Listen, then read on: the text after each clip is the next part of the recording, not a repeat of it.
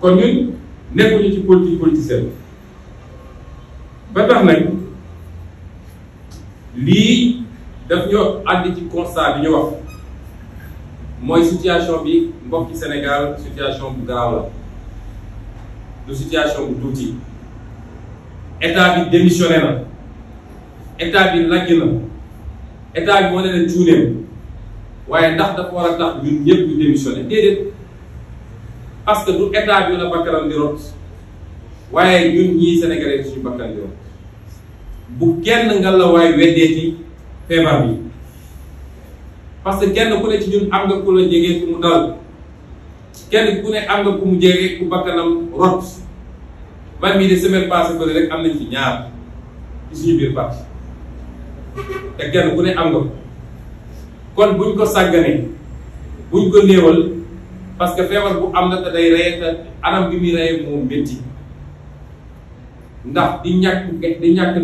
ngelaw boo noyyee sa poumon di wër ngelaw boo noyyee ngay suffoqué ba jaare noonu dem loolu dafa métti kon dama lancer un appel à tous les Sénégalais bu ñu topp irresponsabilité état su état bi irresponsable nous le peuple nañu responsable te responsabilité boobu fa may jaar mooy njëlbeen bi ma njëkk a jaaree famille yi nga xam ne ñàkk nañ ci ay nit ndax métti na trop massawu ñi mu daal dañu nekk tey ci ay situation yu métti ci hôpitaux yi waaye du ma yem ci wax li nga xam ne mooy responsabilité mag du ma yem ci wax lan mooy lajj nguur gi su dee mënuma cee boole ay proposition parce que dama leen wax ci njëlbéen ba ni li ma fas yéene waxtaan ak Sénégalais yi mooy tey man su doon maay président de la République naka laay gérer situation bi ñu dund ni yàqu na irresponsabilité bi ñu am ñoom tax na sacrifice yi Sénégalais yi defoon yépp fi mu ne nii neen na parce que dañu defoon sacrifice ñu tëj nit ñi laaj ñu suñu xaalis ak yeneen personnel médical bi lu ne mu daj ko ci ba ñu dem ba doon am ay 1 cas 0 cas yu demee noonu loolu yëpp tey nañu jàpp ni nërmelu na kon lan moo ci des li may wax ci samay proposition mooy ci li ñuy wax en amont mooy ci njëlbeen ba dama gëm ni confinement waratul am Sénégal confinement du solution bi état de solution bi mooy benn boroom xam-xam yépp nee nañu ci réew yu mel ni suñuy réew confinement bi mënul am résultat parce que kër yoo xam ne boo fa demee dañ fa fekk juróomi nit fukki nit ak juróom kër googu ci boppam mën na doon li ñuy wax cluster mooy moom ci boppam mën na doon foyer boo xam ne fa la feebar bi di développé ñaareel bi mooy mënatuñu génne ñoom fond Covid 19 ba daan dañuy joxe ay kit alimentaire amatuñu ko pasar lañu xaalis bi te leb naa leba ba kenn bëggatu ko lebal dernier Eurobond bi mu dem lebi dafa plafonné léegi capacité bi te àdduna bi nag ne Sénégal yi xam ni réew boo ko xool tey moo la gën a soxla boppam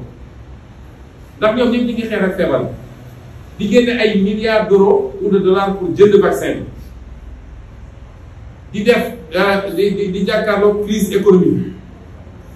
boole ko ay catastrophe naturelle te barki démb rek Allemagne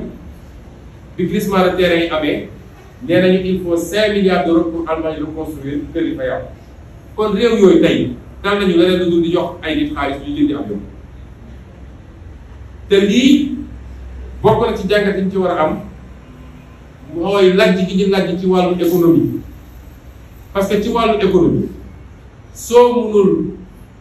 créer li ñuy wax économie endogène mooy fexe ba li ëpp ci li ngay soxla nga produire ko sa réew su choc exogène ñëwee mooy su problème amee ci àdduna comme yow da ngay jéggaani def yow yaa koy gën a yëg ñeneen ñi tey Sénégal 80% li ñuy consommé dañ koy jéggaani 63% de notre économie secteur tertiaire la secteur tertiaire bu moom mooy supporter choc endogène ay exogène c'est-à-dire secteur tertiaire mooy téléphonie Sonatel Expresso et cetera wala banque yi assurance yi wala yu demee noonu loolu du mooy supporter choc exogène. nga am mbay bu dëgër am càmm bu dëgër am napp bu dëgër am artisanat bu dëgër am ay industrie yu transformé loolu moo lay permettre de supporter choc yooyu te loolu dañ koo laaj ci Sénégal ba nga xam ne tey yelwaan rek la ñu mën a def. ñetteel bi tax mënuñoo confiné waat nit ñi mooy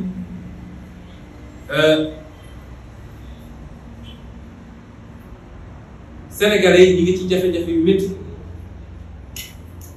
te li leen teg jafe-jafe yi mooy échec yi ñu am ci suñuy politique économique koo mënul jox liggéey mënoo ko jox salaire mënoo koo faj kooku soo ko nee tëjul sa kër da nga koo bëgg a assassiner moo tax warul am te waruñu koo nam kenn waru fekk confiné Sénégal waaye nag loolu pour mu dox il faut que kenn ku nekk ci ñun Sénégalais yi laay waxal man waxuma ak ñoom li may wax mooy responsabilité individuelle la kenn ku nekk ci ñun su dee dañu confiné kenn ku nekk ci ñun la jël ay matuwaayam ba li ñuy wax les mesures barrières mooy jumtuwaay yi nga mën a jël ba mbir bi du la dal nga def ko te nag mbokk yi man de su may dox ci mbedd mi maa ngi xool Sénégal yi waaye sàggane nañu masque bi trop kon mesure barrière yi dama ko ñaan Sénégalais yi ngir yàlla parce que amul dara lu ko ëpp efficacité la ñii vacciné wu soo demee Europe tey ku vacciné wu sooy génn da ngay takk masque vaccin bi terewul nit nga takk masque kon loolu mooy première mesure na ñëpp delluwaat ci takk masque yi góorgóorlu ci ñaareel bi mooy li nga xam ne mooy distance yi ñu war a am suñu diggante nañ ci gën a góorgóorlu it ñetteel bi mooy ndaje bu dul ndaje bu obligatoire nañ ko moytu ndaje bu dul ndaje bu obligatoire nañ ko moytu su ma nee obligatoire mooy ndaje bu dul farata nañ ko moytu farata nag day varier selon les contextes parce que su dee diine ci boppam moo la rek dem julli ci jumaa farata la waaye bu ñu demee ba ab feebar boo xam ne mën na wàllu nit ki ci jumaa bi wala ñu nekk guerre ba soo fa demee ñu rey la ñu ne la mën ngaa julli sa kër kooku farata gi teggi nañ ko kon ñun ñoo war a jël suñu responsabilité xam ni mën nañu gagner virus bi gagner nañ ko benn yoon gagner ko ñaari yoon fa ñu jaaroon ba gagner ko benn yoon ñaari yoon suñu jaaraatee gagner ko donc bu ñu ne ah di daal ay wax rek nga ku nekk bàyyeeku nañu respecter mesure distanciation yi nañ ko respecter ñun de ci li ñu concerne li nga xam ne lu ma waroon def la man Sénégal yëpp doon ko xaar muy nemmeeku tuut bi ma waroon yóbbu moo wër Sénégal yëpp ak suspendre naa ko ba jëmmi jamono ba situation bi gën ko permettre parce que politique mooy suñu option waaye dafa am jamono joo ko mën a def ak jamono joo ko mën a def wala jamono joo ko mën a defee noonu ak jamono yoo xam neneen nga koy defee kon loolu benn la ñaareel bi mooy ci hôpitaux yi comme amaguñu jumtukaay yi war a am yëpp il faut que ñu réorganiser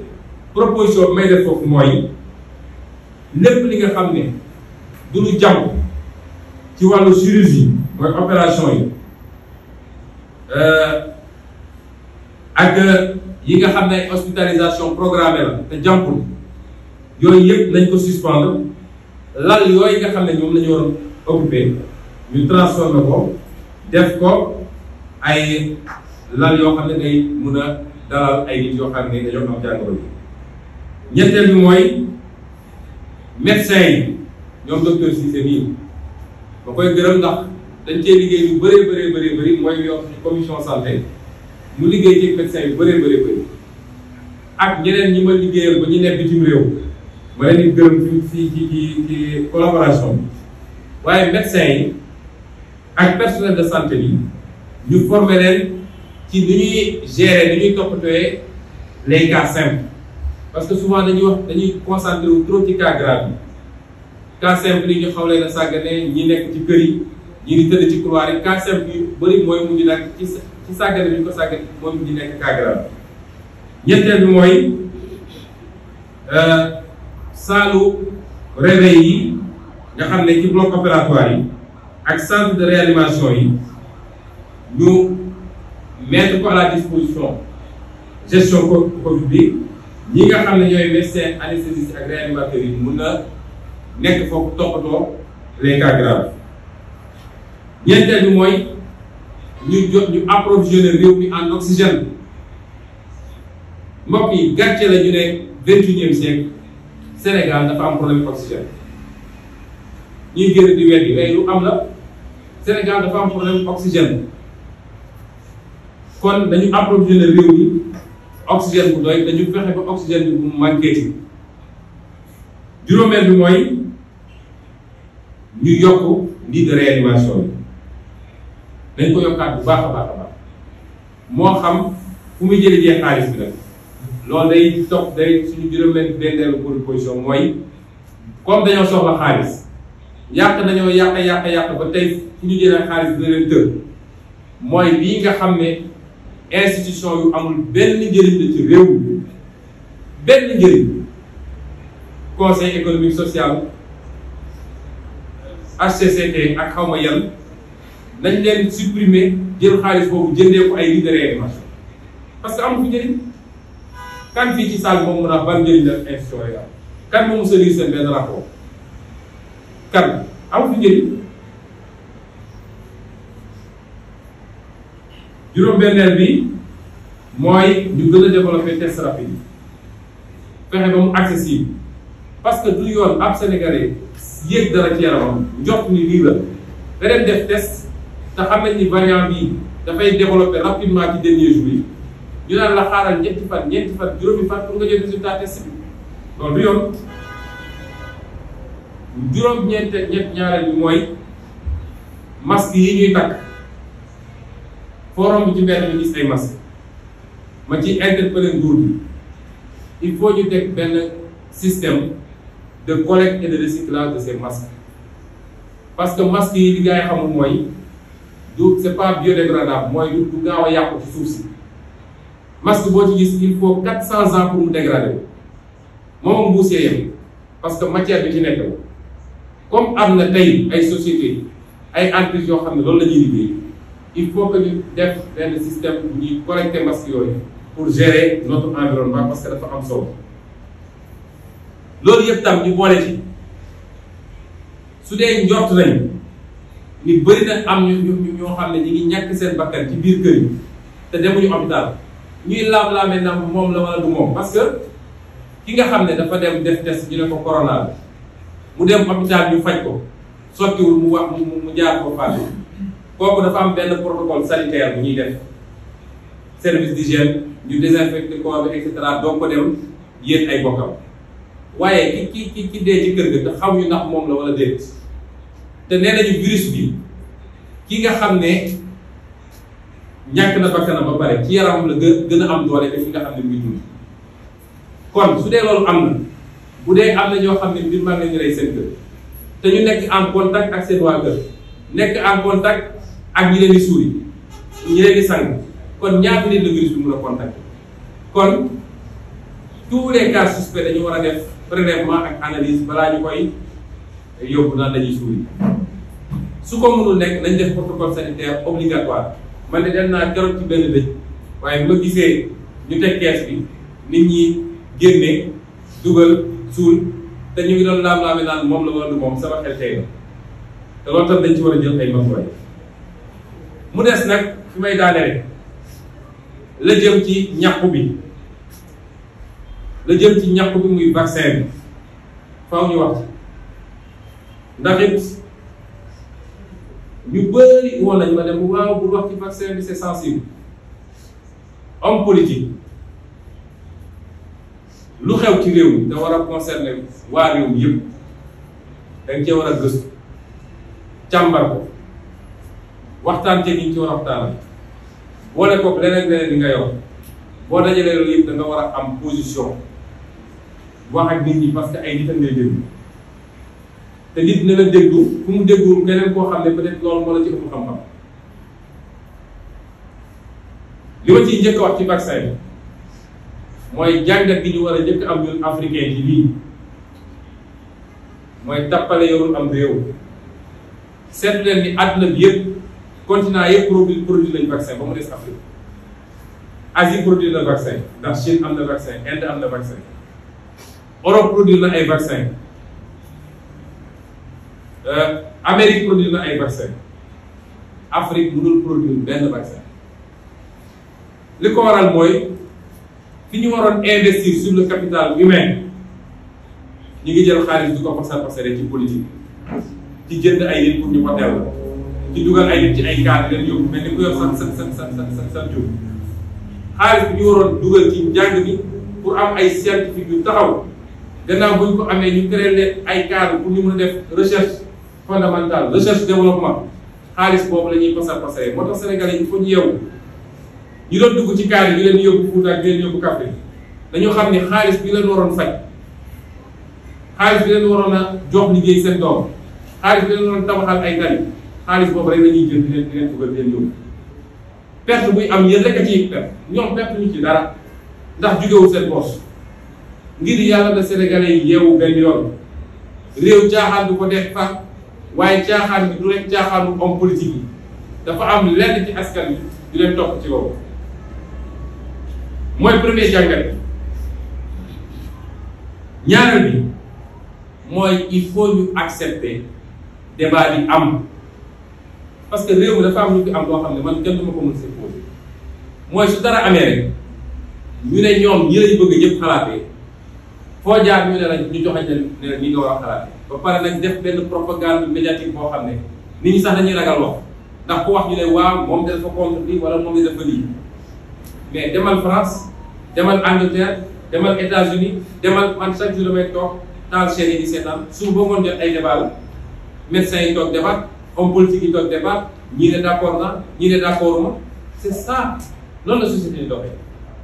te ñu war a nangu it ñi war a nangu it nii Sénégalais yi dañu am ay questions ñoom ñoo war a génn tontu question yooyu. Sénégalais am nañ sañ-sañ am question ne ah man de ñàkk bi bëgg naa ci xam lii balaa ma ciy dugg bëgg naa ci xam lii ñun duñu ay bàyyi ba yoo xam ne dañ lay takk rek yóbbu la ne la ay wax li may wax nag li ma ci gën a bëgg a leeral mooy man contre mon vaccin de bi ñu juddoo ba léegi ñoo ngi vacciné wu te vaccin yooyu amul benn bu ñu ci defaree Sénégal à ma connaissance wala docteur donc problème bi du est-ce que contre na vaccin wala contre ko. gëm mooy ni vaccin bi complot la ndax bu doon complot ñoo ko defar duñ ko xëccoo ñun parce que xel day loolu lay jëriñ bu dee ñoom ñu ngi koy xëccoo ñun ba ñun mënuñoo jot ci vaccin bi ça veut dire que ñoom jàpp nañ ni vaccin bii bu baax la ba tax ñu koy def kon loolu dafa bëgg mu leer balaa parce que sénégalais da ngay génn fi rek waaw moom nee na moom ne dégg damay wax lu leer contre ñu principe bu vaccin. àdduna dafa dox dafa ni muy doxee dafa gaaw science dafa dox médecine bii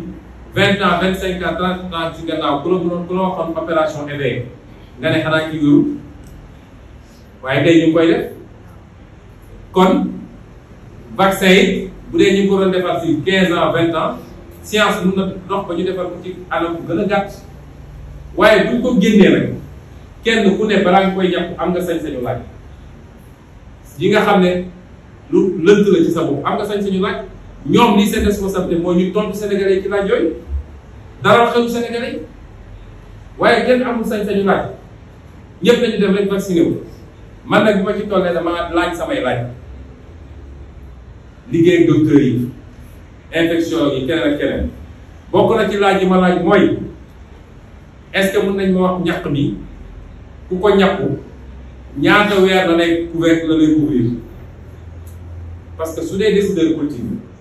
boo waree engagé sa peuple ci dara war nga xam ni bii à court moyen et long terme lan la ba léegi aw ma tontu ci laaj boobu laaj naa docteur yu bëri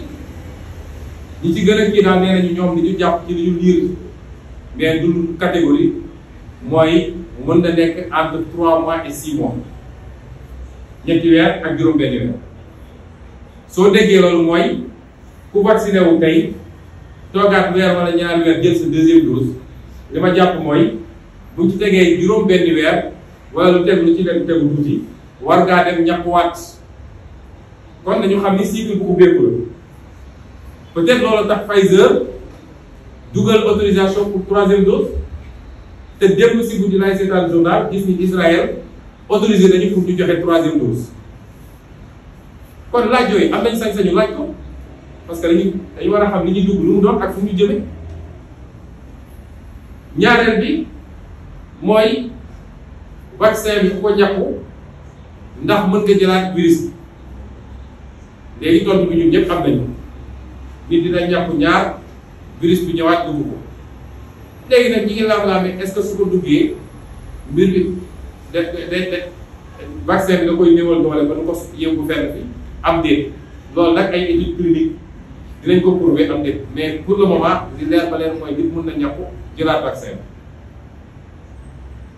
ba taux de couverture bi nga xam ne dañ ñaan ñii naan 60%, ñii naan 70%, ñii naan 95%. mooy vaccin bi boo ko ñàkkoo ba noppi téeméer yi ñu ci ñàkk selon taux de couverture bi am na ci 80% yoo xam ne dañuy réagir ak 20% yoo xam ne duñu réagir waaye xanaa loolu am naa sañ-sañu laaj ko tekkiwul dama contre vaccin loolu Sénégalais yi moom la ñuy laaj bi may jaarelee mooy ndax vaccin bi day résister ci variants yu bees parce que gis nañ ni affaire bi dafa mel ni moom fi mu ne ñu ngi ci 5 variants yu bokkul ñaari mujj mooy delta bi ak lambda bi ñu ne moo nekk Amérique latine xamuñu ndax d'ici quelque temps ñu ne yeneen variants ñëw gis nañu ay réew yoo xam ne demoon nañu ba vacciner 80% de la population lu mel ni Seychelles mu jël vaccin chinois bi mais variant indien bi mu ñëwee mu ngi fay def ay ravage parce que étude bi wane na ni variant bi ñu am ñoom vaccin bi ñu vacciné wu variant chine mënul téye variant indien bi gis nañ koy Afrique du Sud ñoom dañoo mujj annulé AstraZeneca bi ne adapté wul ak variant Afrique du Sud kon yooyu ay question légitime la yoo xam ne Sénégal dañ ko war a laaj te ñag bëgg naa ñoom ñu jàkkaarloog Sénégalais yi tontu wax Sénégalais yi leer ci question yi parce que ab peuple boo ko bëggee def dara da ngay dalal kalam ba tax ñun li ñu jàpp mooy loolu yëpp boo ko seetloo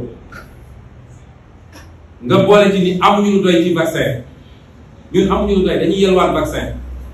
réew yu mag yi sax ba léegi dese na leen tuuti boo seetee statistiques yi nee nañu ba bi may arrêté recherche yi semaine passée nee nañu 865 000 vaccins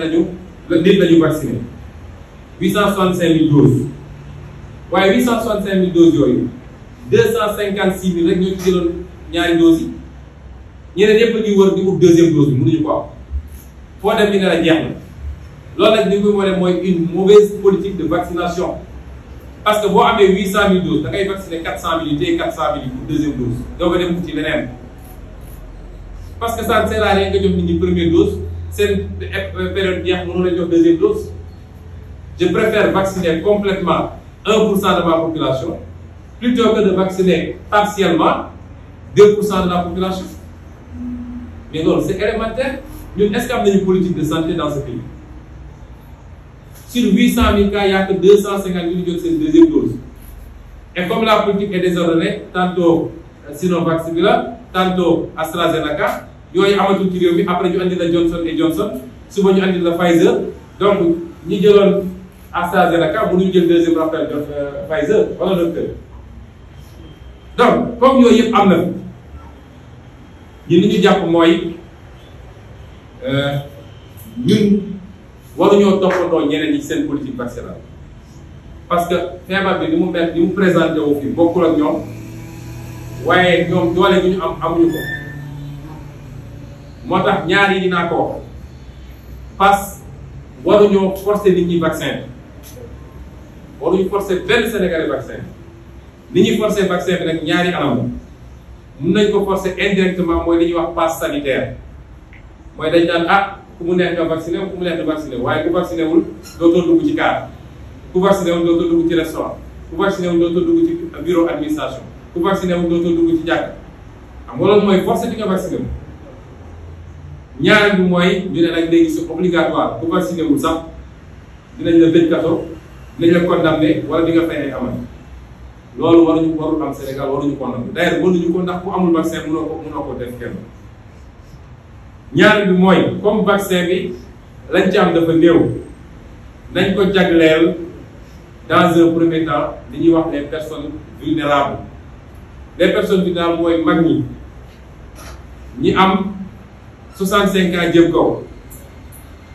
ñooñu dañ leen jagleel vaccin bi en priorité ñooñu paree bu la leen vacciné